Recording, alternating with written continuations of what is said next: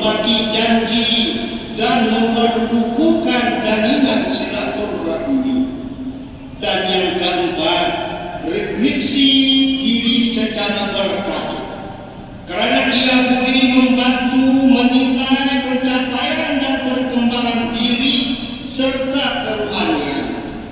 Karena pasti di mana perlukan perubahan dan peningkatan agar setiap hari semakin baik. Adapun tujuan utama dalam kita bercita-cita untuk melakukan perubahan atau akan tersebut semestinya ingin menggapai marga kita, yaitu ridha Allah Subhanahu wa ta'ala.